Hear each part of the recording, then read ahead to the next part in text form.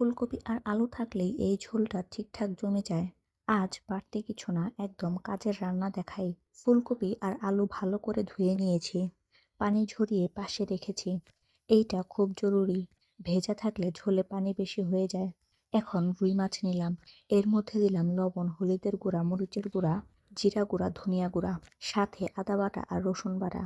হাত দিয়ে ভালো করে মাখিয়ে নিচ্ছি, মশলা যেন মাছের গায়ে লেগে থাকে, শুকনো শুকনো না হয়। এখন প্যানে তেল দিলাম, তেলটা ভালো করে গরম হতে দিলাম। তেল গরম না হলে মাছ ছাড়বো না। এক এক করে মাছগুলো ছাড়ছি, হালকা করে ভাজবো, লাল করে না, শুধু শক্ত হওয়া পর্যন্ত। উল্টে দিয়ে আরেক পাশ ভাজা হলে তুলে রাখছি। একই প্যানে আবার একটু তেল দিলাম, তেল গরম হলে দিলাম পেঁয়াজ কুচি, সাথে মরিচ কুচি। চুলা মাঝারি আঁচে রাখলাম, পেঁয়াজটা নরম হওয়া পর্যন্ত ভাজছি। এখন 1 চিমটি লবণ দিলাম, লবণ দিলে পেঁয়াজ দ্রুত বসে যায়।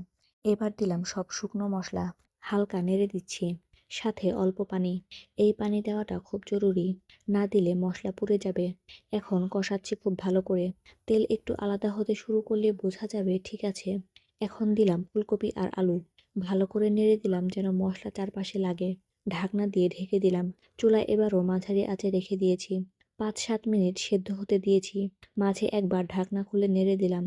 আলু ভাঙা যাবে না, সেদ্ধ হলে এখন পানি দিলাম। ঝোল যেমন পছন্দ করি সেই অনুযায়ী আমি মাঝারি রাখছি। এখন ভেজে রাখা রুই মাছগুলো সাবধানে দিয়ে দিলাম। এই মুহূর্তে বেশি নাড়াচাড়া করব না, শুধু ঝোলটা মাছের উপর তুলে দিলাম। এই জায়গায় তাড়াহুড়ো করলে ঝোলের স্বাদ নষ্ট হয়। সময় দিব, কারণ রান্না নিজেই কথা বলবে। এখন ঢাকনা দিয়ে 4-5 মিনিট রান্না করে নিচ্ছি। চুলা হালকা আঁচে রেখে দিয়েছি, ঢাকনা খুলে দেখি ঝোল ঠিক আছে কিনা। লবণ চেক করলাম, প্রয়োজন হলে সামান্য ঠিক করলাম। সবশেষে দিলাম ধনিয়া পাতা। হালকা নেড়ে চুলা বন্ধ করে দিয়েছি। চুলা বন্ধ করার পর 1 মিনিট ঢাকনা দিয়ে রেখেছি, কারণ এই সময়ে আসল ঘ্রাণটা বের হয়। ফুলকপি, আলু আর রুই মাছ, এই তিনটাই যথেষ্ট। ভাত নামালেই বোঝা যাবে। এই ঝোলটার সবচেয়ে ভালো দিক কি জানো? এটা কাউকে প্রমাণ করার জন্য বানানো না।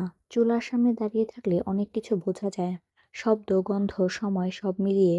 এই ঝোলটা বানানোর সময় আলাদা করে কিছু ভাবতে হয় না, হাত নিজে থেকেই জানে কখন কি দরকার।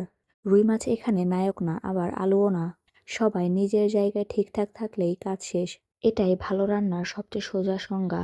ঝোল যখন ফুটতে থাকে তখন বেশি কিছু করার থাকে না, এই সময়টায় শুধু তাকিয়ে থাকা যায়। কখনো ঢাকনা একটু সরানো, কখনো চামচটা পাশে রেখে দেওয়া। এই রান্নায় তাড়াহুড়োর জায়গা নেই, কারণ এটা খাওয়ার জন্য বানানো, দেখানোর জন্য না। ফুলকপি আর আলু একসাথে থাকলে ঝোলটা একটা ভারসাম্য পায়, না খুব হালকা না খুব ভারী। ভাতের সাথে মিশে গেলে আলাদা করে কিছু বোঝাতে হয় না।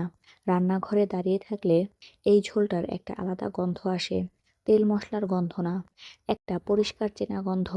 এই গন্ধটাই বলে দেয় রান্না ঠিক পথে আছে। এই জায়গায় কেউ ফোন ধরলে ঝোলটা একটু রাগ করে বসে। শহরের বাসায় রান্না করলে জায়গা কম থাকে, কিন্তু মনোযোগটা পরিষ্কার থাকে। এই ঝোলের জন্য সেটাই যথেষ্ট। এখানে কোনো নাটক নেই, মাছ ভাঙা নিয়ে চিন্তা নেই, ঝোল ঘন হলো না পাতলা হলো এসব নিয়ে কোনো বাড়াবাড়ি নেই। যেটুকু দরকার ঠিক সেটুকুই। এই ঝোলটা খাওয়ার সময় মানুষ সাধারণত কম কথা বলে, কারণ মুখে ভাত থাকে আর মাথায় কোনো চাপ থাকে না।